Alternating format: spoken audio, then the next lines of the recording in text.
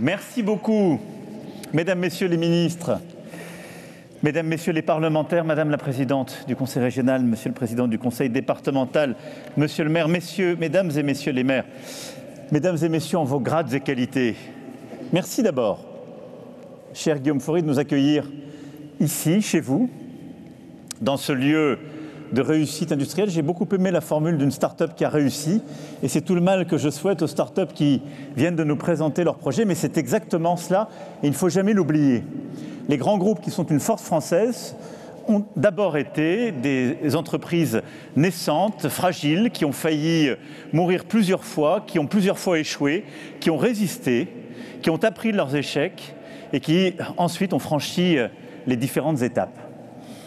Et c'est exactement ce que nous voulons avec France 2030. Alors vous retrouvez ici et dans ce site, c'est au fond célébrer cette aventure industrielle collective à Toulouse, dans cette capitale qui n'est pas simplement celle du rugby, mais également en effet de notre aviation, devant ce petit bijou que vous avez testé il y a quelques jours, qui va nous permettre, je l'espère, d'avoir un des champions de l'aviation zéro émission, cet avion hybride, et qui est au cœur de la stratégie que vous avez rappelée. Donc je serai très rapide sur ce point. On l'exposait au Bourget avec les acteurs de l'industrie il y a quelques mois, mais au fond de se dire, nous pouvons rester une grande nation de l'aéronautique en réussissant la décarbonation et en investissant chaque année en effet plusieurs centaines de millions d'euros pour financer des carburants durables, dont certains se développent là aussi massivement dans la région, pour financer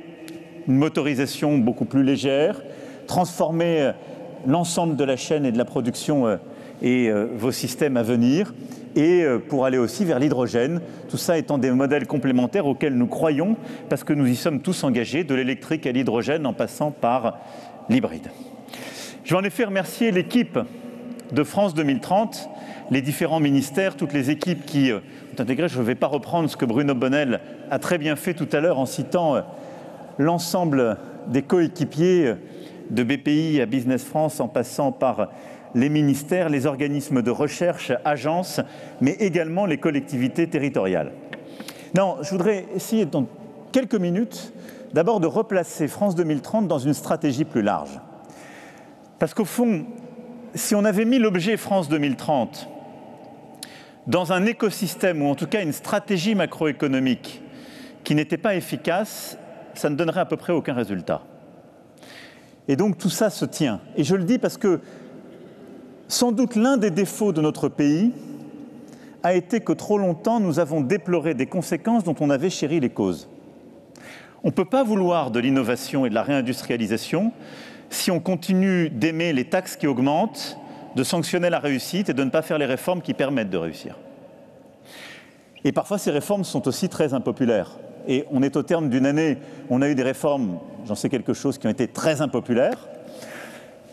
Mais quand on est un pays qui a un système qui est complètement décalé par rapport aux autres, on ne peut pas dire, vous allez voir, on va avoir des champions, on va réussir, et pas faire ces réformes. Tout se tient. Et tout se tient, mais il faut qu'on arrive à remettre l'ensemble de ces réformes, transformations, et je viendrai ensuite aux objets et aux horizons, au fond, autour d'un cap qui a du sens. Et quel est pour moi le cap de notre nation quand on regarde de la recherche jusqu'aux objets les plus industriels? Quel est le sens de ce qu'on veut faire? On veut atteindre 3 objectifs. La souveraineté, c'est-à-dire notre indépendance, le plein emploi, et donc sur notre territoire partout, permettre d'avoir un travail, de nourrir sa famille, de donner un avenir à nos enfants, et la décarbonation, c'est-à-dire, au fond, l'objectif climat, baisser nos émissions et sauver aussi notre biodiversité. Ces 3 objectifs, à chaque fois qu'on en prend un détaché des autres, on se trompe. Et c'est parfois ce qu'on a fait, c'est ce que d'autres font. Si on dit on va foncer sur le climat, qu'importe l'industrie, c'est une erreur profonde. Parce que quel serait l'avenir d'un pays qui va chercher à décarboner son économie en sacrifiant ses emplois? Un pays à qui on va dire, très bien, nous on va décarboner, on va être sur notre trajectoire, mais on ne saura plus financer nos hôpitaux, notre école ou autre. Non, c'est un schéma qui est insoutenable. Dire on va réindustrialiser, être souverain en oubliant le climat, là aussi c'est un schéma insoutenable. On ne va pas livrer une planète à nos enfants qui n'ira pas vers la neutralité carbone 2050 ou ne préservera pas la biodiversité. Et faire cela en oubliant ce qu'on a vécu à plein pendant le Covid, en ne voulant pas regarder la géopolitique actuelle qui est que nous avons une vraie compétition, c'est une erreur massive parce que vouloir aller vers la décarbonation ou défendre le plein emploi en sacrifiant notre souveraineté et les chaînes essentielles de notre indépendance, c'est faire le choix d'un modèle de court terme. Et donc on doit tenir ensemble les trois objectifs. Et je crois que c'est totalement possible, c'est ce que nous sommes en train de faire et France 2030 est au cœur, en quelque sorte, de ce nexus. Alors pour ça, on a ensemble réussi ces dernières années à mener plusieurs réformes. Réforme du marché du travail, avec les fameuses ordonnances, une simplification, réforme de l'assurance chômage, maintenant France Travail qui arrive. On a simplifié nos règles pour se dire on se met au fond comme nos voisins. Ça ne doit pas être plus compliqué d'embaucher et de changer d'activité en France qu'à l'extérieur. Ça ne doit pas être un système qui est déraisonnablement plus généreux en France qu'à l'extérieur. Et en faisant ça progressivement, on a donc mené ces réformes. En parallèle, on a mené des réformes fiscales importantes qui ont conduit à baisser nos impôts, même si on reste une des nations où le taux de fiscalité est le plus élevé dans l'OCDE. On a baissé par rapport à la tendance de 60 milliards nos impôts, plus de 60 milliards nos impôts. Moitié ménage, moitié entreprise, en le concentrant sur une chose qui est la création d'activités et le travail. Et là aussi, en incitant davantage à investir, la fameuse flat tax, en baissant l'impôt sur les sociétés de 33 1/3 à 25%. Imaginez. Et devinez quoi ? L'impôt sur les sociétés rapporte aujourd'hui plus d'argent qu'il y a 5 ans. Parce que ça marche. C'est-à-dire que quand on baisse la fiscalité jusqu'à un certain niveau, ça crée de l'activité et ça attire de l'activité. Et on a aujourd'hui une fiscalité, y compris sur le capital, qui produit plus de richesses pour financer nos politiques publiques que quand elle était confiscatoire. Et donc on a mené une série de réformes fiscales, on a mené des réformes économiques sectorielles dans différents domaines, des mesures de simplification, la loi ASAP, les lois Pacte, etc. Des mesures de réindustrialisation, de territoires d'industrie à la politique Covid, la politique de relance jusqu'à la loi Industrie verte.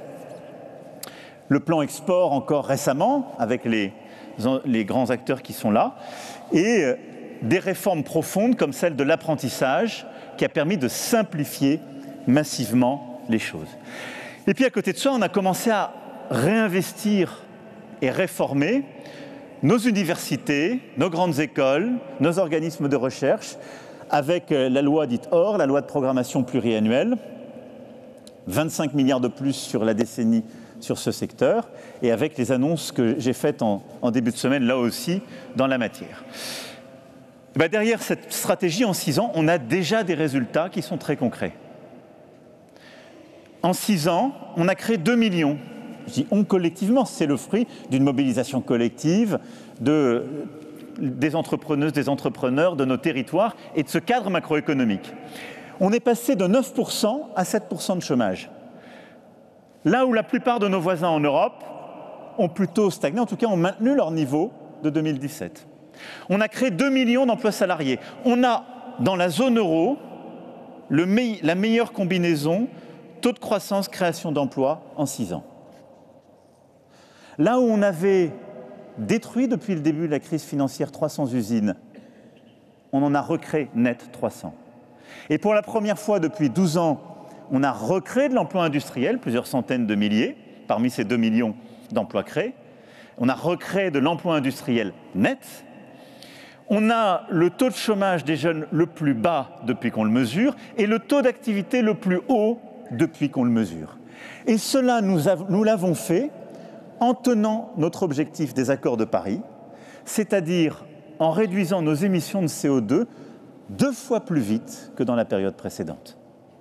Et donc partout où on vous dit qu'il faudrait choisir entre l'industrialisation et le climat, les 6 dernières années de la politique française sont la démonstration du contraire.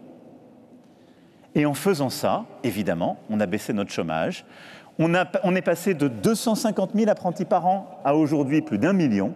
Et on a conjuré beaucoup de ce qui était des fatalités françaises. Ça, c'est le résultat du boulot collectif, et ceci n'aurait pas été possible sans ces réformes et votre mobilisation collective. Tout ça, c'est le terreau sur lequel on lance France 2030. Mais si tout ça n'existait pas, tout ce dont on a parlé là serait resté, même en 2 ans, des formidables projets. C'est pour ça que je voulais ramener la base, la fondation. Il n'y a pas de projet industriel qui marche s'il n'y a pas une politique macroéconomique, de recherche, d'innovation, de développement économique qui derrière soutient et doit rester la même. Ça, c'est la clé et c'est le premier point que je voulais faire.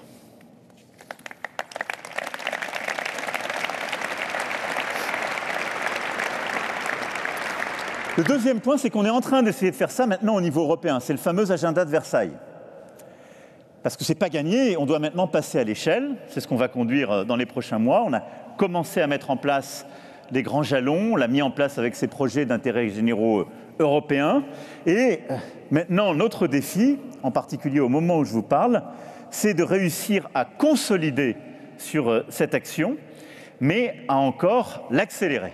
Et c'est indispensable parce que le monde va lui aussi plus vite, parce que la compétition est encore plus dure, d'où le choc sur les savoirs fondamentaux et l'accélération qu'on donne à notre politique scolaire, école, collège, lycée, d'où l'accélération avec la réforme qu'on est en train de mener du lycée professionnel et ce qu'on est en train de faire sur le premier cycle universitaire, d'où la stratégie recherche annoncée il y a quelques jours, d'où également l'accélération de ce que nous sommes en train de faire en matière d'innovation, avec les formidables réussites de notre écosystème, mais on doit aller plus vite, plus fort. Notre écosystème de start-up, grâce à la French Tech, à tout ce que vous avez fait collectivement, BPI France, les équipes innovation, France 2030, le plan Deep Tech, fait que on a environ 300 start-up par an qui sont en train de décoller. L'objectif qu'on doit se donner, c'est 500 par an d'ici à la fin du quinquennat. Et donc là aussi, nous allons accélérer, mettre en place des choses beaucoup plus fortes et transformantes et nous appuyer sur nos résultats, mais aller beaucoup plus loin. Nos résultats sont là, je les évoquais sur le niveau national, mais on a réussi ces 4 dernières années à être le pays le plus attractif d'Europe. On a réussi à multiplier par 10 en 10 ans nos levées, mais là aussi, sur ces sujets, on doit aller plus vite et plus fort. Alors, sur toute cette stratégie qu'on est en train d'accélérer, France 2030 a été un catalyste, en quelque sorte, de l'accélération. France 2030, c'est du concret, vous l'avez très bien dit par vos propos. Ce sont 3200 projets portés par des entreprises, des organismes de recherche, des universités qui ont déjà été soutenus avec la sélection que vous évoquiez. C'est la production d'1 million de véhicules électriques et hybrides d'ici 2027, 4 nouveaux projets de gigafactories d'électrolyseurs, le doublement de la production de puces électroniques, d'ores et déjà, avec ce qu'on a fait sur le site de Crolles. Ce sont 5 bioclusters, 12 nouveaux instituts hospitalo-universitaires. C'est l'agence d'innovation santé, notre plan à 7,5 milliards d'euros en santé. Ce sont les premiers projets de métavers dans la culture qui font de nous un des leaders européens. C'est le doublement de la capacité de tournage en France, avec la grande fabrique de l'image.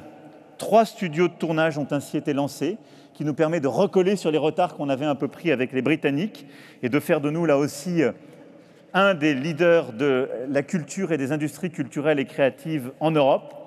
Ce sont 30 000 places en formation diplômante en 2 ans, ce qui est essentiel pour les talents. Et ce sont des projets ancrés partout sur le territoire parce que 60% de ce qui a été financé par France 2030 est alloué dans des projets hors Île-de-France. Pour ne prendre qu'un exemple en Occitanie, Madame la Présidente du Conseil régional, la région a bénéficié, on en parlait, d'1,2 milliard d'euros d'aides déployées aujourd'hui pour plus de 900 millions d'accompagnement de la région, à chaque fois aussi des collectivités, des communes qui sont venues à nos côtés, d'autres financements privés qui sont venus à nos côtés. Et je pourrais citer parmi d'autres l'Institut hospitalo-universitaire Elsage, prévention, vieillissement en santé et gérosciences, porté par le CHU de Toulouse, centré sur la prévention et la longévité en bonne santé. Les projets, par exemple, Microfit, qui vise à devenir le leader mondial de la production d'ingrédients naturels issus de microalgues, ou Loft Orbital, qui développe des constellations de satellites, pour ne prendre que quelques-uns des projets emblématiques parmi les 470 d'Occitanie que vous voyez sur cette carte. Mais au fond, au moment où je vous parle, on a fait toute cette stratégie nationale, on a essayé de la faire au niveau européen. On a lancé, en plein Covid, France 2030, convaincu qu'il fallait encore accélérer à ce moment-là. Si je suis là devant vous, c'est pour vous dire 2 mots. Merci et encore. Voilà.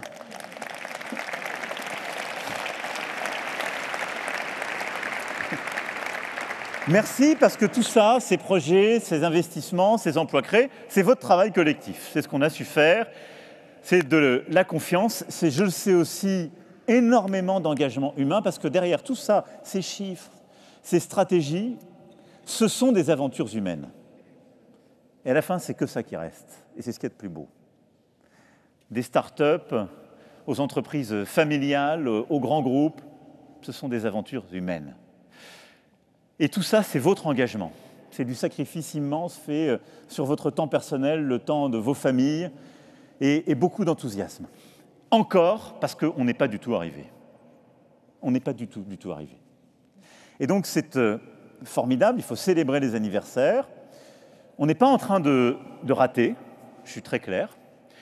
Et si je devais vous dire les choses en toute sincérité, je pense qu'en Europe, on fait très bien les choses.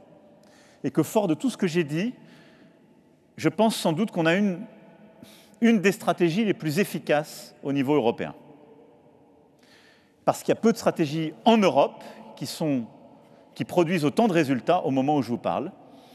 Je ne vois pas d'autres Européens aujourd'hui qui réduisent ses émissions aussi vite que nous, qui créent autant d'emplois que nous, autant de croissance, et qui a une stratégie aussi cohérente. Mais quand je dézoome, je ne peux pas vous dire qu'on est bon, parce que ça va beaucoup plus vite, et beaucoup plus vite ailleurs. Et qu'on a une Chine qui continue d'investir, de sursubventionner ces grandes industries, et que du quantique au spatial, à l'intelligence artificielle, ça va plus vite, plus fort. Qu'on a des Américains qui se sont réveillés. Je l'ai dit en termes très durs pour nous-mêmes il y a 1 an, mais l'Inflation Reduction Act aux États-Unis, c'est la politique de sursubvention de l'industrie la plus forte depuis sans doute l'après-guerre. Et c'est une politique qui n'est absolument pas compatible avec l'Organisation mondiale du commerce. On n'a pas le temps de faire des contentieux, mais de fait, elle a été très vite et très fort. Et donc nous devons continuer d'accélérer. Et donc c'est mon encore.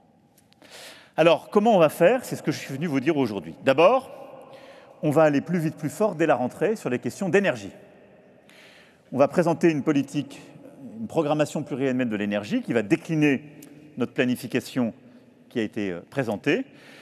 Mais là, on va déployer plus vite et plus fort nos énergies renouvelables, nos projets nucléaires, notre stratégie. Et surtout, on va finaliser ce qu'on fait depuis des mois, c'est-à-dire enfin une stratégie française et la réforme de notre stratégie européenne qui va nous permettre d'avoir une énergie qui correspond à nos coûts de production. C'est une force pour nous. Et donc là, on aura une série de textes, une stratégie à la rentrée et de la visibilité avec des grands projets industriels sur tous les territoires, des filières de recherche, d'innovation derrière et de la visibilité pour les ménages comme pour les industries, pour un coût de l'électricité stable, prévisible, qui nous protégera des pics comme on les a vécus au moment et de la sortie Covid et de la guerre en Ukraine, et avec une énergie qui sera l'une des plus compétitives d'Europe, si ce n'est la plus compétitive d'Europe, et qui nous permettra, avec ce qu'on est en train de discuter au niveau européen avec nos voisins, d'être là aussi au rendez-vous de la compétitivité internationale. Le deuxième élément clé du encore, c'est l'accélération, l'accélération, l'accélération. On doit produire beaucoup plus vite, parce que c'est la clé pour réduire les coûts. Il y a tout ce qu'on fait en termes d'aide, d'accompagnement, je l'assume et on va continuer de déployer. Mais le pire, si je puis dire, du coût, c'est le coût caché, c'est celui de la lenteur. C'est celui qui fait qu'on accumule les délais et qu'au fond, même si on aide un projet, si c'est 2 fois plus long chez nous qu'en Asie ou aux États-Unis, c'est terrible. Parce que c'est du coût que nous créons nous-mêmes. Et donc, On a su ces dernières années le projet de loi, le texte Industrie verte qui arrive et rentrera en vigueur dès le début d'année en est l'illustration. Ce qu'on a su faire avec la loi dite ASAP, que les parlementaires ont portée en est l'illustration. Mais on doit aller encore plus vite et plus fort.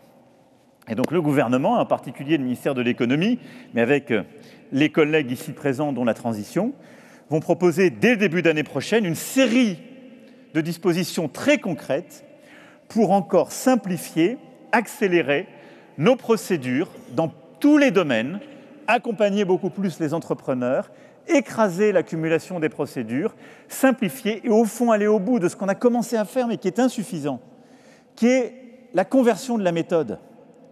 C'est qu'aujourd'hui, on a créé des procédures d'exception pour simplifier, là où il faut au contraire dire que la complexité doit se justifier, la justification doit être du côté de l'administration. Et on va prendre au fond des parangonnages, comme on dit, ou des benchmarks, comme on dirait, beaucoup plus simples. On va regarder les meilleures références sur chacun des domaines au niveau des grandes plaques régionales, et en particulier avec les concurrents américains et asiatiques. Et on ne peut pas avoir des procédures qui sont 2 fois plus longues que nos concurrents américains et asiatiques. Et donc, dès le début d'année prochaine, simplification drastique, hyper simplification. Cette accélération, ça va être aussi une série de réformes qu'on va continuer. French Tech, Étincelle, qu'on a présenté pour les PME de croissance et les ETI. C'est une méthode qui marche, dont on a besoin. Et puis une accélération de notre politique, là aussi d'attractivité, avec la campagne Make It Iconic, mais qui va s'appuyer là aussi, derrière, sur un déploiement de réformes sectorielles profondes pour nous rendre encore beaucoup plus attractifs. Mais derrière ça, nous devons être des pionniers sur plusieurs secteurs clés que porte France 2030. Et le « encore » vaut aussi pour France 2030, et c'est quelques-uns de ces axes que je voulais ici détailler. Et donc je ne vais pas couvrir à dessein tous les axes de France 2030, je ne vais pas revenir sur tout ce que j'ai pu détailler il y a maintenant 2 ans et une partie des choses sur lesquelles vous êtes revenus, mais je voulais simplement vous donner le cap sur quelques lignes très fortes, essentielles, dont on a besoin. D'abord, l'énergie. En effet, France 2030, on a beaucoup de projets énergétiques. Je le disais, nous, on va faire beaucoup de choses en ce début d'année avec des textes, nos réformes européennes. Mais en matière d'énergie, on a besoin d'accélérer nos innovations de rupture. C'est clé. Et il faut qu'on soit dans la bataille. Et donc, en matière d'énergie, on a beaucoup avancé. On a posé une stratégie à Belfort en matière énergétique qui est claire. Elle repose sur des axes simples, sobriété, renouvelable, nucléaire. C'est la stratégie qu'on défend au niveau européen et qu'on a réussi à imposer ces 2 dernières années, là où beaucoup nous bloquaient sur le nucléaire. Les choses ont complètement changé. C'est la stratégie qu'on a portée à la COP et c'est exactement ce sur quoi la COP est en train de conclure. La sortie des énergies fossiles et en particulier du charbon pour 2030, la sobriété et l'accélération sur le renouvelable et le nucléaire. C'est la bonne stratégie.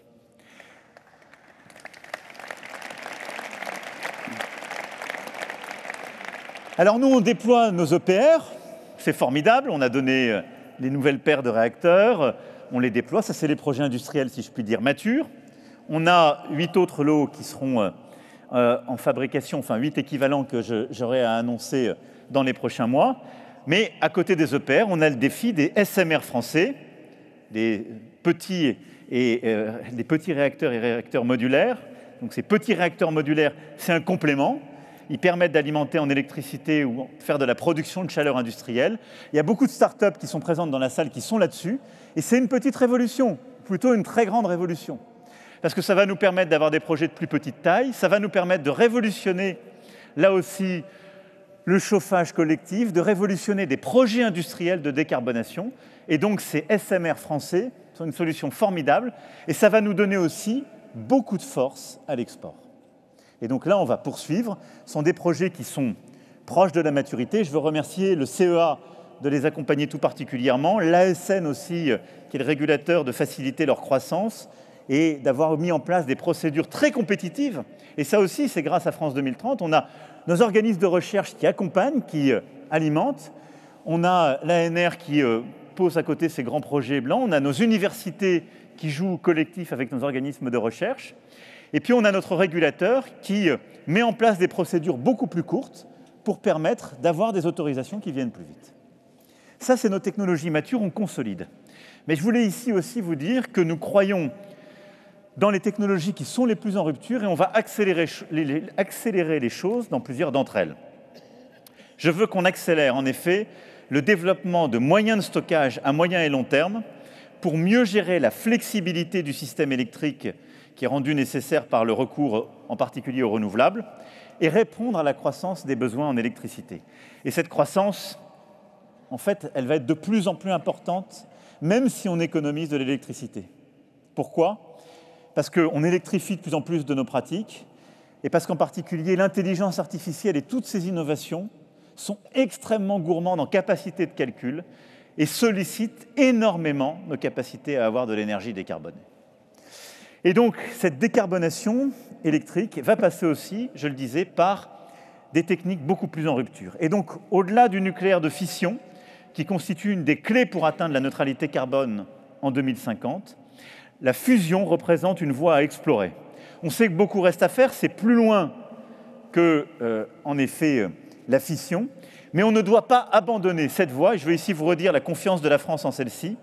Et notre volonté avec France 2030, c'est de consolider des briques technologiques, d'être en capacité d'intégrer aussi en son sein et au sein de la réponse française certaines d'entre elles et des objets qui se nourrissent justement de la fusion et de ce que nous sommes en train d'explorer. On a aussi des investissements majeurs en physique des particules qui font partie des domaines de leadership européen dans lesquels nous sommes très bons. Et nous allons continuer avec France 2030 à innover en la matière, en particulier sur les matériaux. Et si demain, les progrès sur les aimants supraconducteurs se confirment, cela viendra en particulier non seulement transformer ces machines de fusion par confinement magnétique, mais aussi permettre des percées dans d'autres champs d'application comme l'imagerie médicale. Et donc je voulais vous dire qu'au-delà des SMR que nous avons beaucoup poussés, fusion et aimants supraconducteurs seront deux verticales que nous allons beaucoup encourager avec France 2030 et sur lesquelles je veux qu'on redouble d'efforts. Sur ces enjeux de stockage et de nouvelles formes d'énergie, des startups, des industriels, des chercheurs se lancent pour que nous puissions, d'ici à 2 ans, avoir atteint un niveau d'avancement aussi fort en relatif que sur les réacteurs innovants d'aujourd'hui. Ça, c'est le premier point clé, l'énergie, fusion, aimants supraconducteurs, car si on veut gagner cette bataille de l'innovation de rupture, on doit aller encore plus vite et plus fort sur ces axes. Le deuxième axe, qui est voisin et jumeau, c'est la décarbonation de notre industrie. Ça couvre énormément de sujets qu'on a beaucoup travaillé ces 2 dernières années. Parler de décarbonation d'industrie et d'usage, c'est évidemment parler de la décarbonation de notre mobilité, de son électrification, et on a ensemble réussi, là aussi, avant France 2030, mais ça s'est encore accéléré, la décarbonation de nos véhicules, parce que nous allons produire, on a déjà sécurisé plus d'1 million de véhicules électriques produits en France. Je le dis parce qu'en 2020, on produisait au total 1 400 000 véhicules thermiques et hybrides en France. Et on a sécurisé 1 million de véhicules électriques pour 2027. Ce qui veut dire qu'à l'issue de ce mandat, on aura réussi une vraie révolution industrielle de la décarbonation. L'objectif, c'est d'aller sur les 2 millions en 2030. Mais dans le même temps, on a réussi, grâce à votre effort collectif, à sécuriser un élément clé de notre décarbonation qui est la production de nos batteries électriques. Vous savez, quand je parlais il y a 6 ans à nos grands constructeurs de « allons plus vite sur la véhicule électrique », ils me disaient tous à raison « non, n'allons pas plus vite. On ne sait pas les produire plus vite. » Parce que 100% des batteries électriques sont faites en Chine et en Corée du Sud. On est en train de déployer 4 gigafactories dans notre pays, donc beaucoup plus en européen, de batteries électriques. Et nous aurons, d'ici à 2027, 2 millions de batteries électriques produites par an sur notre sol. Et donc, on est en train d'accélérer cette transition. Et elle était pensée impossible il y a 5 ans. C'est la crise Covid, ce sont nos efforts qui nous ont conduits à accélérer tout cela, notre investissement collectif. Maintenant, on doit réussir à gagner une bataille en amont qui est celle de la transformation du lithium pour nos batteries, parce qu'au moment où je vous parle de ça, 80% de cette technologie est maîtrisée par la Chine. Les Américains ont le même problème que nous, simplement grâce à l'IRA, ils sont en train d'aller beaucoup plus vite sur le développement de ces technologies sur leur sol, et c'est pourquoi nous allons avec France 2030 redoubler d'efforts pour avoir, et le projet de loi Industrie verte nous permet d'aller en ce sens, mais avoir sur notre sol des éléments clés de cette chaîne de valeur. La décarbonation de notre industrie, c'est aussi la décarbonation de nos grands sites industriels. Il y a maintenant, là aussi, près de 2 ans, pardon, 1 an et demi, à l'Élysée, j'ai fait venir les grands sites industriels et les collectivités qui vont avec.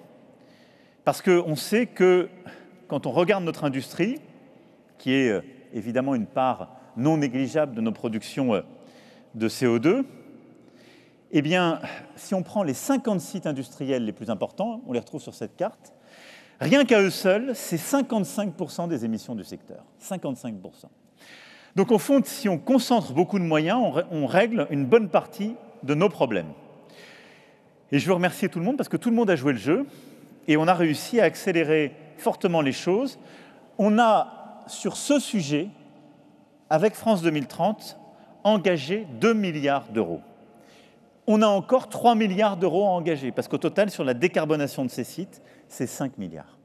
Mais qu'est-ce que c'est cet objectif? C'est permettre à des sites qui font de l'acier, qui font du ciment, qui font de l'industrie, qui par ses modes de production ou de logistique étaient extrêmement polluantes, de complètement convertir le modèle de production pour garder, voire créer des emplois, baisser ses coûts et réduire énormément ses émissions. Et donc, ce faisant, avec ça, on change complètement la technique de production et on change au fond notre stratégie. Et là, au fond, notre principal, on est en train, vous le voyez, l'agroalimentaire aussi est un des secteurs absolument clés, on est en train d'accélérer cette stratégie, mais on doit redoubler d'efforts parce que là aussi, on a un grand concurrent américain qui a mis beaucoup de subsides et qui essaie d'attirer certains de nos sites. Il n'y a personne en Europe qui va plus vite que nous, personne qui est plus attractif dans les financements que nous, mais on a une concurrence américaine sur la décarbonation ou asiatique sur des projets qui sont beaucoup moins contraignants que nous, qui est très forte. Si on veut aller plus vite sur cette bataille, au-delà de ce qu'on a fait sur le véhicule électrique et la décarbonation de notre industrie, il y a 2 axes sur lesquels il faut qu'on accélère avec France 2030. C'est l'hydrogène et la capture du carbone, qui sont 2 axes sur lesquels on a commencé à faire des choses, mais on doit aller beaucoup plus vite et beaucoup plus fort. Alors sur l'hydrogène, point n'est besoin ici de le défendre, on en a parlé avec Madame la Présidente de la région, on développe, défend des projets européens, la région y a toute sa part et tout son sens pour justement être au cœur des grands projets d'infrastructure hydrogène et de transport d'hydrogène. Et on va continuer avec des financements européens, avec des financements français, de structurer pour faire de la France une plaque tournante du transport d'hydrogène, avoir des nœuds et être très compétitif. Mais une de nos caractéristiques, c'est que je pense qu'on peut être bien meilleur que les voisins sur la production d'hydrogène bas carbone. Pourquoi? Parce qu'à la fin, il ne faut jamais oublier, l'hydrogène, et c'est souvent la confusion qu'il y a dans le débat public, ce n'est pas une source d'énergie, c'est un moyen de la transporter, voire de la transporter et stocker, je parle sous le contrôle, c'est un moyen de substituer à justement du carburant pour nos avions, nos trains, en tout cas pour des catégories de modèles, qui là se substituent à des carburants beaucoup plus polluants. C'est un moyen de se substituer à du gaz naturel ou autre. Il faut, si on ne l'a pas de manière naturelle, il faut produire cet hydrogène. Et donc là aussi, il faut faire de l'électrolyse bas carbone. Et on en revient à la même chose. Être un grand pays de production d'hydrogène, c'est être un pays qui est capable de faire de l'énergie bas carbone en masse. Et nous sommes les meilleurs et les plus sûrs d'Europe, parce qu'on a une stratégie qui repose sur ces 3 piliers, parce qu'on a et la sobriété, et le nucléaire, et le renouvelable. Et qu'aucun pays ne pourra faire de l'hydrogène bas carbone vraiment compétitif s'il n'a que du renouvelable.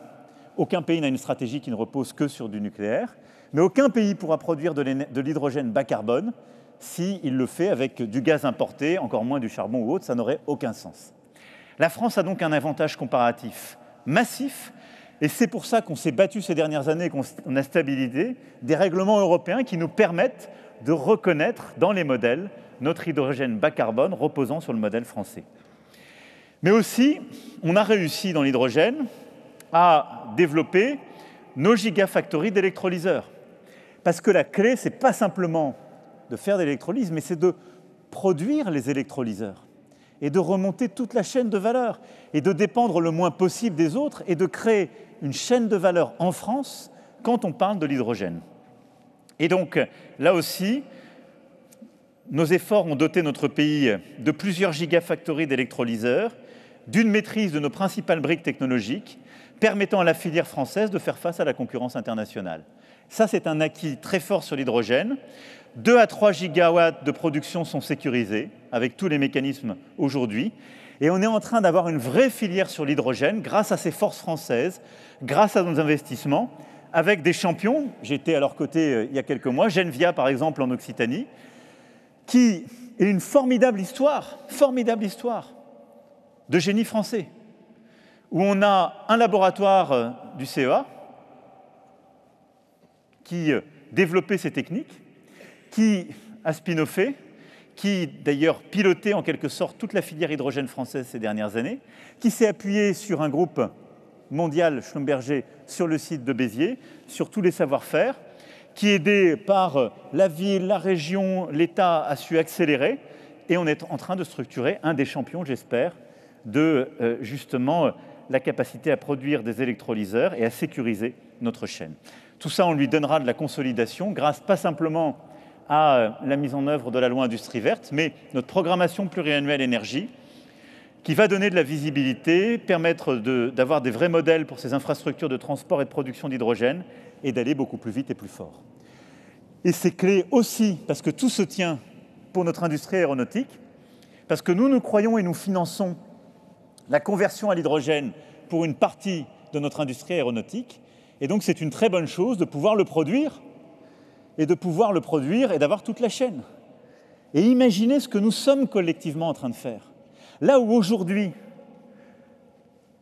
nos avions circulent avec du carburant qui pollue et qu'on importe, on est en train, par nos innovations, de produire des avions qui vont pouvoir tourner avec de l'hydrogène, qu'on se donne la capacité à produire sur notre sol, qui sera bas carbone, et avec des électrolyseurs et des structures que nous produisons en France. Souveraineté, climat, industrie plein emploi. On tient les 3 objectifs.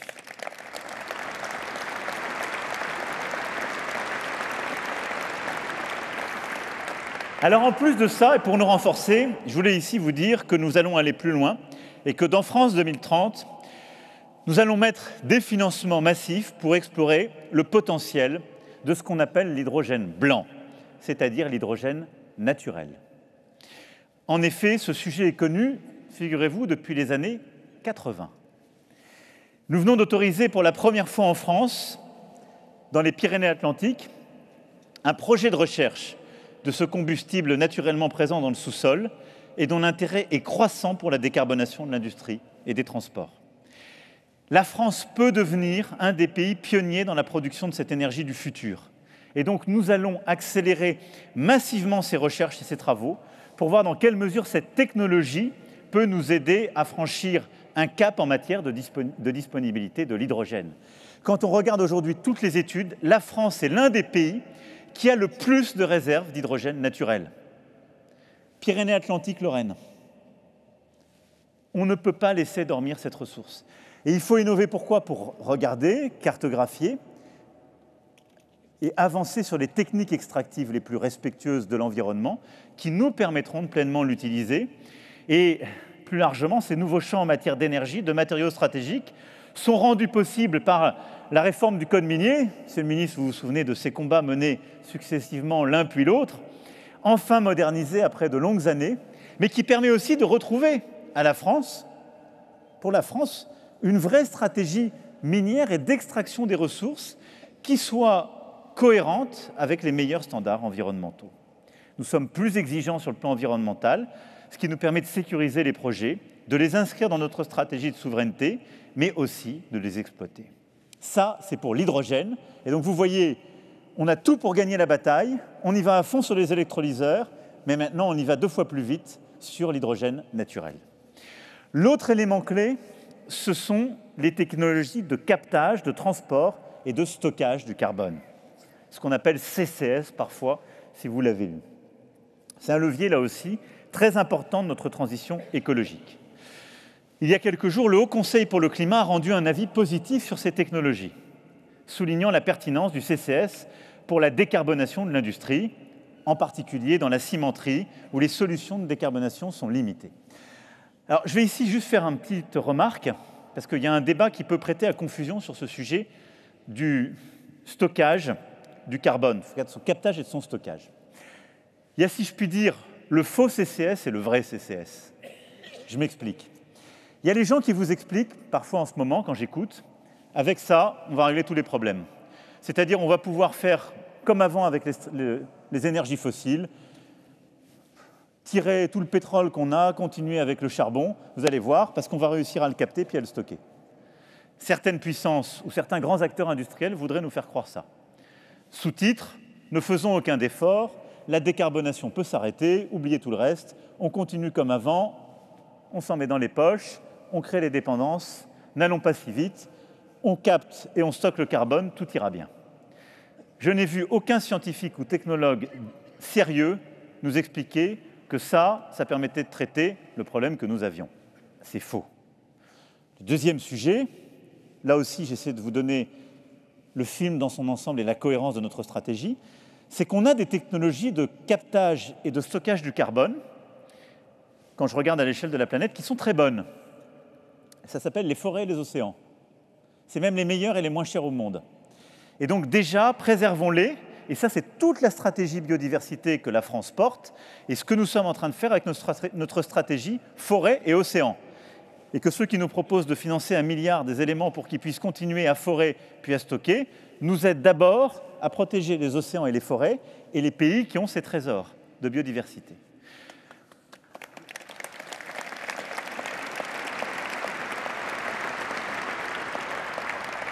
Ça, c'est pour remettre les choses en perspective. Par contre, nous aurions tort de ne rien faire sur ces technologies. Elles sont bonnes, parce qu'il y a des secteurs où, quels que soient les efforts qu'on fait, on ne va pas assez vite, on ne peut pas aller au bout du modèle de décarbonation. Dans les cimenteries, par exemple, même si vous changez, si vous convertissez les modèles de chaleur, de transformation de production, vous avez toujours de l'émission de CO2. Et si vous voulez complètement décarboniser ces sites que j'évoquais tout à l'heure, vous devez développer aussi ces technologies. C'est clé. Donc on a besoin de ça, mais on en a besoin dans ce cadre. Un cadre sérieux, limité, pertinent. Et donc pour ça, nous allons clarifier le cadre réglementaire, sécuriser ces projets, et c'est la clé pour atteindre à horizon 2030 la décarbonation profonde dans l'industrie à des coûts abordables, notamment en euros d'aide publique par tonne de CO2 par rapport à d'autres technologies moins matures. Peut-être que dans 20 ou 30 ans, on saura totalement décarboner un site de cimenterie sans passer par du CCS. Aujourd'hui, ce n'est pas vrai. Comme on veut les décarboner vite, on doit passer par ces technologies-là et donc accélérer nos financements. C'est pertinent. Dans ce cadre, je souhaite que nous fassions le choix technologique de la capture et stockage de carbone pour décarboner jusqu'à 10% des émissions industrielles d'ici 2030, soit jusqu'à 8 millions de tonnes de CO2. Les mécanismes d'aide à la décarbonation pourront ainsi soutenir les premiers projets CCS en France dès 2024, ce qui veut dire qu'on va passer les textes dès les prochains mois. Et ces technologies de rupture qui utilisent ce carbone stocké pourront se développer en France pour réfléchir, elles aussi, à de nouveaux matériaux et produits dans le sens de ce que vous avez très bien expliqué tout à l'heure. Nous allons aussi, sur ces technologies, continuer les partenariats, en particulier avec le Danemark ou la Norvège. Les ministères y travaillent et ont déjà engagé ces travaux. Et là aussi, je souhaite que le potentiel géologique en France métropolitaine puisse être étudié, car il en va du stockage du carbone comme des autres technologies. On doit être souverain sur l'ensemble de la chaîne, et donc on doit identifier nos capacités de stockage, les valoriser, permettre aussi un juste retour au niveau des territoires qui s'engageront dans ces techniques. Et donc vous le voyez, ça c'est un axe, je vous en ai donné le cadre, pas de fausses promesses, mais il est clé pour réussir la décarbonation industrielle. Et donc on va mettre de l'argent dans l'innovation, mais aussi dans la construction d'un cadre réglementaire stable pour nous aider à aller en ce sens. Voilà le deuxième levier pour accélérer sur la décarbonation hydrogène, CCS. Ensuite, l'un des axes sur lesquels je veux qu'on accélère avec France 2030, dans mon encore, ce sont les ressources minérales. Plus largement, de maîtriser la chaîne de valeur des métaux critiques. Nous sommes dans la course pour sécuriser ces derniers, avec en particulier l'accélération de nos besoins en matière de lithium, nickel, cobalt. 20% de nos besoins en lithium sont déjà sécurisés à date. Et ça, c'est quoi? Le code minier, la mine durable, réussir à réexploiter sur notre sol. Ce sont des partenariats nouveaux qu'on a signés ces derniers mois, qui nous permettent de dérisquer la chaîne. C'est aussi tout ce que vous avez parfaitement décrit, pour plusieurs d'entre vous, c'est la capacité de réutilisation. Et là, je le dis, sur les ressources minérales, l'économie circulaire est absolument clé, parce qu'on a partout des ressources minérales dans notre industrie, qu'on gâche, qu'on jette ou qu'on laisse réexporter, et qu'il faut pouvoir beaucoup mieux réutiliser. Nous avons lancé la création d'un fonds d'investissement français en mai dernier, dont je rappelle que l'État est souscripteur de premier plan, à hauteur de 500 millions d'euros. Et je veux ici vraiment inviter tous les industriels et investisseurs qui sont là, engagez-vous dans ce fonds pour les ressources minérales et les métaux critiques. On a besoin de vous, même sur des petits tickets. À un moment donné, on donnera des avantages à ceux qui investissent à nos côtés. Et on a besoin de vous parce que c'est la clé de notre souveraineté. Et que, dans un monde où la géopolitique ne va pas se simplifier, demain, au fond, ce qu'on a vécu et qu'on a tous encore en souvenir au moment du Covid, les masques, telle composante médicale, puis tel élément pour le vaccin, ce sera ça demain pour notre industrie. Quand il faudra accélérer sur telle ou telle composante, sur telle part de votre industrie, l'un des goulots d'étranglement, ce seront sur les ressources minérales ou sur le début de leur transformation. Et donc, il nous faut absolument les sécuriser. Notre approvisionnement en métaux et matières doit être pensé dans une logique de durabilité, d'exploitation de long terme de ressources, parce qu'elles sont rares et chères. Et donc, avec France 2030, nous allons accélérer fortement sur les enjeux de cartographie de nos ressources stratégiques, que toutes ces ressources soient à terme cartographiées. Très concrètement, cela veut dire des premières investigations qui pourraient avoir lieu dès la mi-2024. C'est simple, on doit cartographier partout sur notre sol nos capacités à avoir des ressources minérales. On ne le sait pas aujourd'hui. Cartographier aussi notre capacité à les sécuriser et à les prélever en matière de manière soutenable. Nous devons aussi développer beaucoup plus fortement le recyclage de matières, comme le plastique avec Carbios. Vous l'avez très bien dit tout à l'heure, vous recyclez, vous réduisez les émissions, vous réduisez la dépendance. Et vous nous permettez, ce faisant, de sortir en effet du tout pétrole à terme avec cette formidable innovation. C'était une magnifique démonstration, je ne la referai pas ici, mais vous êtes l'illustration de ce qu'il faut faire. Et donc on doit se poser la même question pour toutes les ressources minérales, c'est-à-dire de notre capacité aussi à les préserver et à les recycler. Ça, c'est pour les ressources minérales. Dès 2024, on cartographie, on accroît notre indépendance et on accroît les investissements en matière de recyclage. Autre axe, nos ressources naturelles. Et je vais être très rapide. Sur les ressources naturelles, on a au fond deux éléments, l'agriculture et la biodiversité. Et je vais être ici très clair, ces deux éléments sont jumeaux. Et la stratégie française doit être de les rendre compatibles. Et il faut qu'on sorte, je le dis, dans une région qui est championne de l'agroalimentaire, qui en a besoin, nous en avons tous besoin. Il faut qu'on sorte une espèce de conflictualité impossible, où en quelque sorte, là aussi, on nous dirait que la bonne biodiversité est celle qui se ferait sans agriculture. Ou les uns, les autres qui nous expliqueraient aujourd'hui que l'agriculture pourrait se passer du souci de la biodiversité. C'est faux. Et donc, par l'innovation, par France 2030, eh bien, nous devons accélérer notre stratégie. Nos ressources, elles sont minérales, mais elles sont aussi biosourcées. Elles permettent à nos agriculteurs de produire pour l'industrie, par exemple pour la chimie, des matières renouvelables qui viendront remplacer les hydrocarbures. Et donc, nous devons aller beaucoup plus fort sur les technologies du vivant, la bio-ingénierie, la bioproduction, tout ce qui permet de mieux utiliser et de donner, là aussi, de l'aval à notre production agricole. avec France 2030, on va favoriser l'utilisation des mathématiques, de l'informatique, de la biologie, pour, là aussi, nous permettre d'aller beaucoup plus vite et plus fort. Mais je voudrais insister sur 2 éléments. Avec France 2030, nous allons véritablement mettre en place une stratégie forte, claire, de sortie crédible, graduelle ou en rupture selon les molécules, de la dépendance à la chimie et au phyto. Cette sortie, elle ne peut pas se faire par l'interdiction sans solution. Mais cette sortie, elle ne peut pas se faire non plus par la procrastination. Et au fond, on a vécu, là aussi, au niveau européen, on en parle avec le ministre, en Europe, la meilleure démonstration de ce qu'est le choix des 2 extrêmes.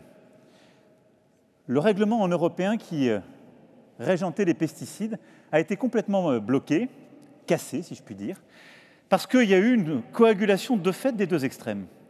Les uns qui disaient « tout ça n'est pas assez fort, n'est pas assez ambitieux, il faut aller beaucoup plus vite, beaucoup plus interdire ». On est contre. Un cadre raisonné. Et les autres disant « non, non, nous on dit à nos agriculteurs, tout ça c'est déjà trop, il faut arrêter. La chimie qu'on connaît depuis les années 80, c'est la bonne méthode, sinon on n'est plus compétitif, on est contre. » Du coup, plus de réglementation.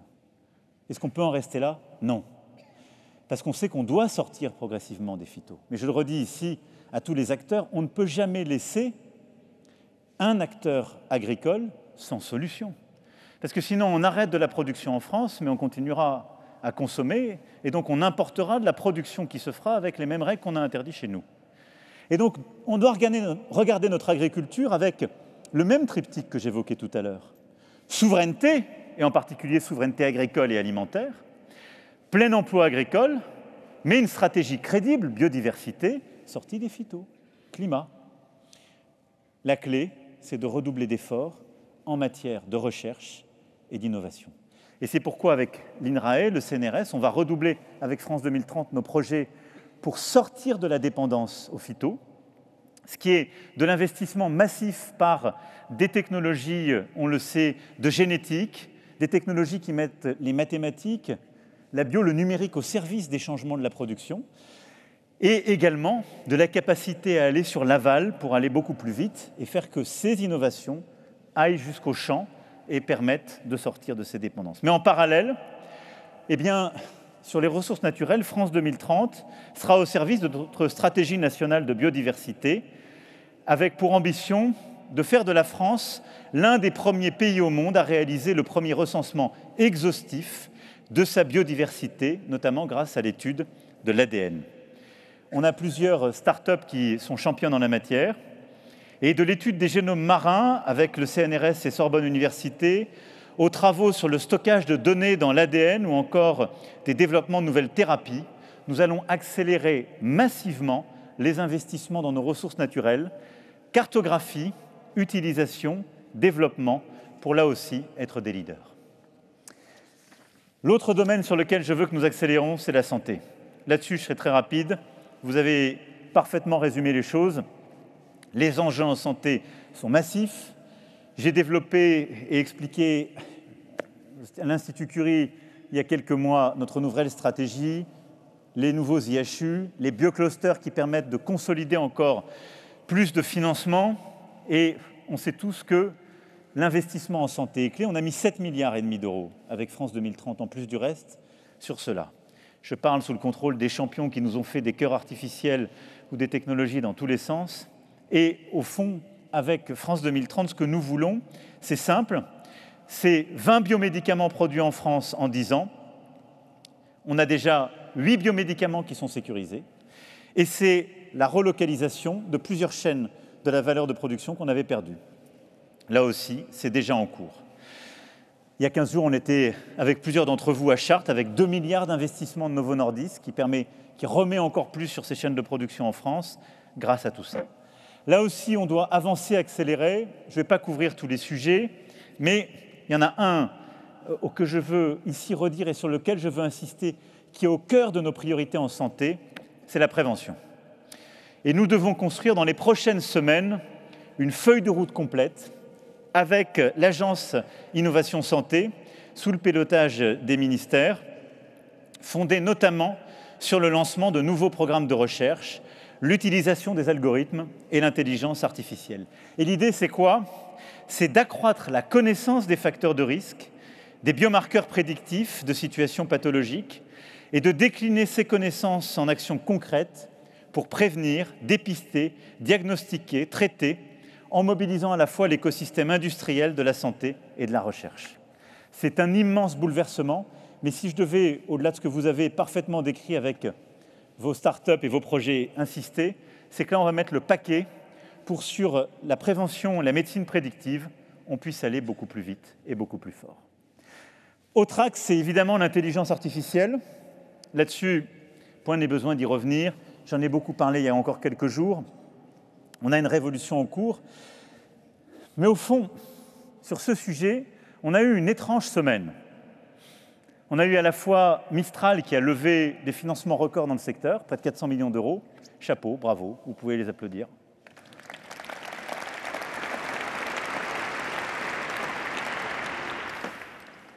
C'est vraiment le génie français comme on aime à le voir et à le célébrer. Et une réglementation européenne qui est venue consolider, c'est une bonne chose, un modèle français de la régulation, mais qui, à mes yeux, je vous parle en toute franchise, fait qu'on est le premier endroit au monde où, sur les modèles dits fondationnels d'IA, on va beaucoup plus réguler que les autres.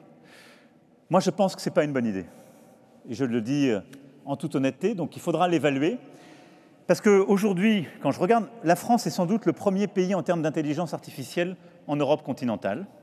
On est au coude à coude avec les Britanniques. Eux n'auront pas cette régulation sur les modèles fondationnels. Mais surtout, on est tous très loin des Chinois et des Américains. Alors, on peut décider de réguler beaucoup plus vite et beaucoup plus fort que nos grands compétiteurs. Mais on régulera des choses qu'on ne produira plus ou qu'on n'inventera pas. C'est jamais une bonne idée. Et donc, il faut qu'on soit toujours à la bonne vitesse et en tout cas au bon rythme. Donc, moi, je demande à ce qu'on évalue de manière régulière cette réglementation. Et si on perd des leaders ou des pionniers à cause de ça, il faudra y revenir. C'est clé.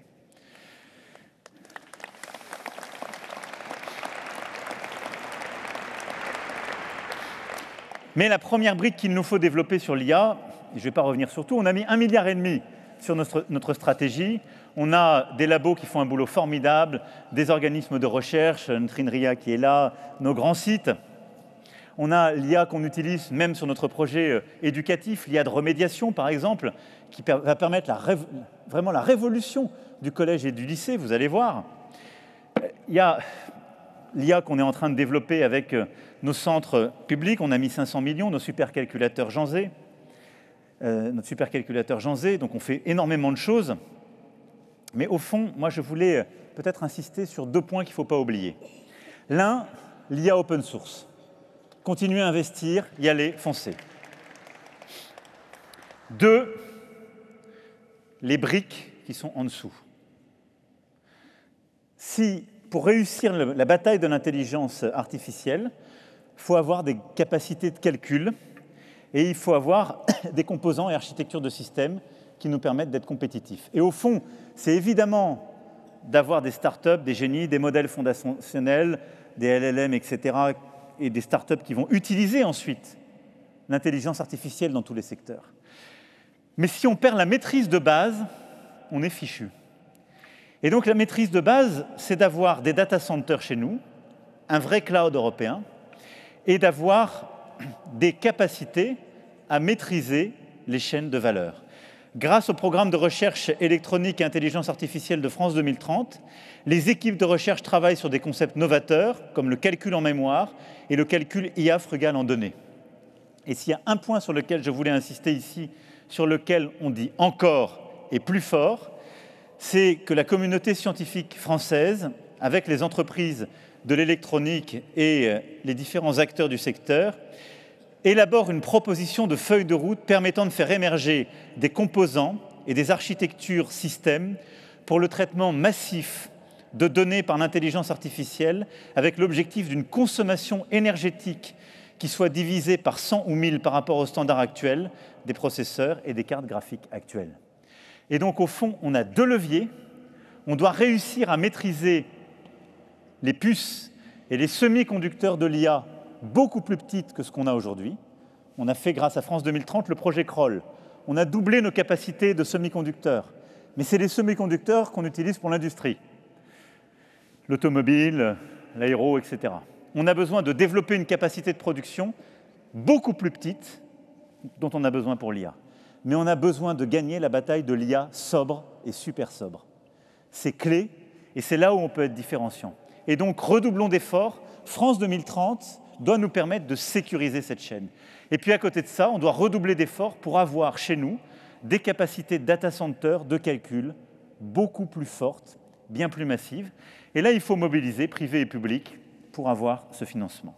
Ça, c'est la clé. Tout ça en lien entre le plan IA et le plan quantique. Mais c'est là où on va mettre et redoubler nos efforts. Enfin, last but not least, l'espace. Là aussi, vous l'avez très bien dit, c'est une de nos nouvelles frontières. Je le dis ici pour nos amis du marin, les grands fonds marins, je ne les oublie pas, j'en ai parlé il y a quelques semaines à Nantes. Mais sur l'espace, vous l'avez très bien dit, sur l'aventure spatiale, on a beaucoup de projets que France 2030 accompagne. Vous en êtes un des grands acteurs, au demeurant. France 2030 accompagne ces projets. On a déjà réalisé 2 premiers essais moteurs de micro-lanceurs. On a plus de 8 projets pour les 6 micro-lanceurs français qui sont en développement et qui avancent en parallèle, qui permettent d'envisager un mini-lanceur opérationnel d'ici 2026.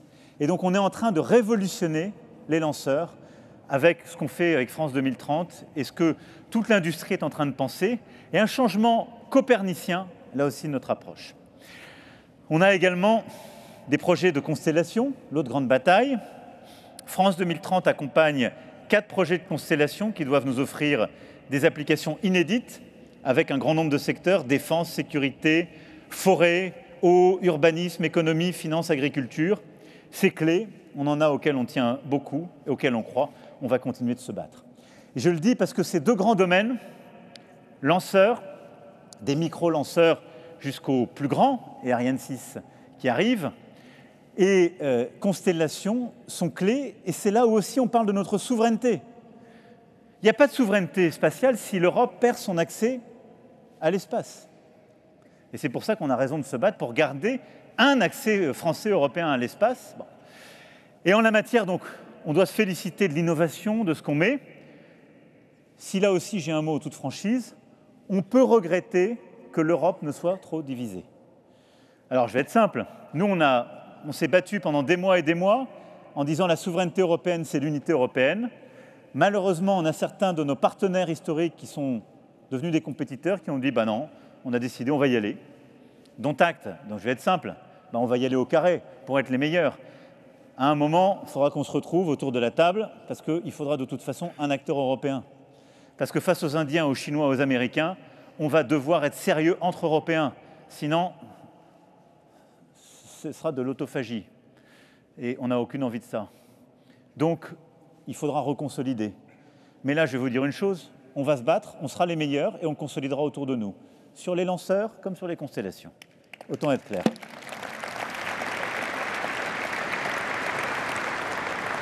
Mais sur l'aventure spatiale, vous l'avez très bien dit, il y a aussi des nouvelles frontières. Et on a, en quelque sorte, il ne faut pas l'oublier, un monde spatial qui se transforme.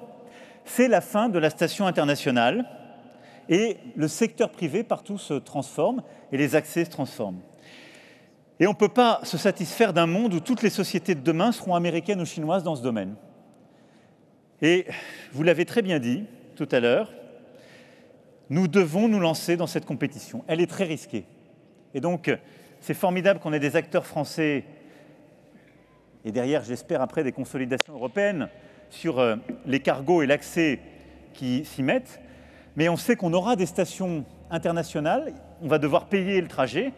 Si pour aller à ces stations, pour aller réparer, pour aller explorer, le seul moyen cargo, les seuls en effet caravelles de l'espace, sont ou indiennes ou chinoises ou américaines, on aura tout perdu. Ça veut dire qu'on perd là aussi la propre capacité d'envoyer les Thomas Pesquet de demain dans l'espace, où on devra payer très cher à d'autres. Ce serait une folie. Et donc, c'est également un instrument de souveraineté. Le vaisseau spatial cargo, ces vaisseaux qui permettent le transport de marchandises vers les stations spatiales, les trajets aussi de personnes, toutes ces innovations, c'est un marché considérable dont les besoins sont civils et militaires. Ce sera l'un des axes principaux de France 2030 sur l'espace dans les prochaines années. L'ESA soutiendra la démarche, France 2030 aussi. On y va à fond encore.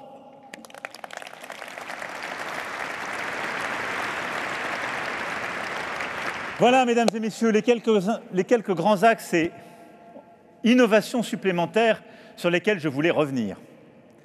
Et au fond, ce que je voulais vous dire, c'est qu'en cette fin d'année, on peut célébrer les formidables succès sur lesquels vous avez avancé. Ce qu'on a déjà consolidé, c'est le fruit d'une volonté de réforme et d'une constance. Mais vous l'avez compris, à partir de janvier prochain, il faut aller beaucoup plus vite et beaucoup plus fort. Pour qu'il y ait dans cette salle les Elon Musk et les Zuckerberg de demain, et avec surtout des Elon Musk et des Zuckerberg qui viennent de Béziers, de Pau, de Tarbes, de Besançon, de Dunkerque ou d'ailleurs, et qui est, je crois, cette touche française qu'on apporte en plus, qui est un rapport à la responsabilité sociale, environnementale et au goût de l'avenir. C'est possible et il n'y a aucune fatalité. Cette petite start-up qui a réussi et qui était loin derrière les Américains il y a 50 ans et qui Airbus le démontre. Si on a de la constance et qu'on fait les bons choix. Les quelques axes que j'ai essayé de dire là, je vais être très simple avec vous. Peut-être sur certains, on va se tromper. Et ce sera tant mieux parce que ces erreurs permettront à d'autres de rebondir et de réussir. Peut-être sur d'autres, on va complètement se tromper, ce ne sera pas grave. Sur d'autres, on va formidablement réussir. Il y a une chose qu'on n'a pas le droit, c'est de ne pas tenter et de ne pas prendre des risques. De ne pas investir massivement pour accélérer encore et encore. Le monde change et s'accélère, et moi je vois beaucoup trop dans le débat ambiant des gens qui regardent le coin de la rue, ce qui va peut-être pas formidablement ou assez bien, et qui ne veulent pas voir qu'on joue aujourd'hui notre capacité à décider le monde de demain. Et on a tout dans les mains pour cela. Il faut simplement redoubler d'énergie, redoubler de courage, redoubler de volonté. Et donc, vous l'avez compris, avec les axes que j'ai définis là, on va redoubler d'énergie et de volonté sur nos grandes politiques macroéconomiques et les réformes dès le début de l'année prochaine. Et on va redoubler d'énergie sur chacun des axes que j'ai évoqués. Et pour ça, en plus, d'abord, j'ai besoin que le secteur privé soit encore plus à nos côtés et redouble de prise de risque. Quand je regarde les choses, il n'y a aucun autre pays en Europe qui fait ce qu'on est en train de faire. Mais on a besoin, comme récemment, plusieurs ont su le faire sur l'intelligence artificielle, d'avoir des grands investisseurs du privé qui viennent à nos côtés. On a réussi avec les fonds Tibi à lever plus de 6 milliards. On a le fonds Tibi 2 qui est là. Il faut encore plus d'investissements. J'ai besoin que les grands investisseurs français prennent plus de risques, que les grands investisseurs européens prennent plus de risques à nos côtés, aux côtés de ces grands projets. Alors pour cela,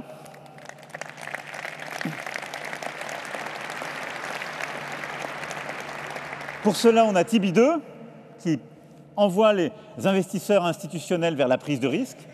On va prendre aussi des dispositions, un cadre, et puis on va accélérer le cadre européen. Et dès l'année prochaine, avec le ministre, on va proposer d'aller 2 fois plus vite sur le marché européen des capitaux. Maintenant, ça fait 5 ans que nous, on pousse, qu'on est arrêté par les plus lents. Et donc, on va prendre acte de ça. On va proposer à ceux qui sont prêts à aller vite avec nous d'y aller.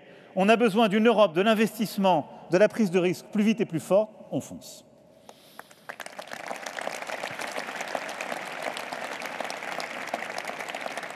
La deuxième chose, c'est qu'on va mettre, au-delà des capitaux, plus de rapidité publique. Je l'ai dit, c'est les réformes dès le début de l'année. On doit aller plus vite et plus fort. J'ai reçu les lettres de plusieurs d'entre vous qui me disaient « On m'a demandé encore des procédures environnementales, des autorisations locales. Je reprends 12 mois sur mon projet d'usine. Mon concurrent, ici ou là, lui, le fait en 6 mois. » C'est ce référentiel qu'on va prendre. Et sur la partie publique, je vous annonce 2 choses et on va être vigilant. Ça ne va pas se faire du jour au lendemain. Aller beaucoup plus vite avec les lois qui vont écraser les délais pour les projets, dès le début d'année prochaine. Ensuite, moi, je vous demande de travailler beaucoup mieux avec nous sur les projets clés en main. Et ça, c'est ce qu'on doit continuer de développer avec les métropoles, les villes, les régions.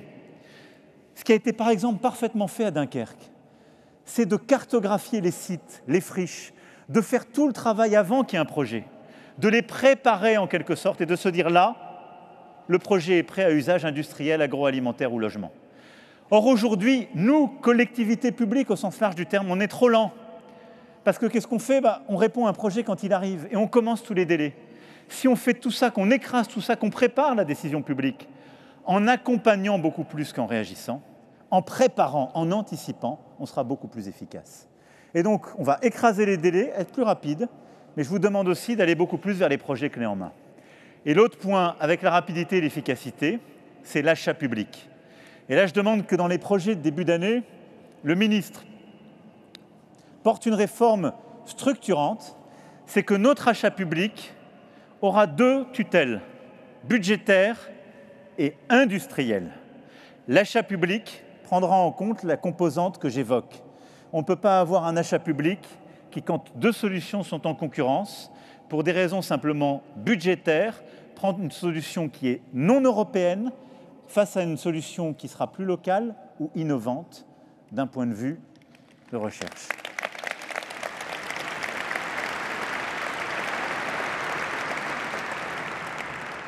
Et puis le dernier point, c'est que pour réussir tout ça, il faut accélérer sur la bataille des talents.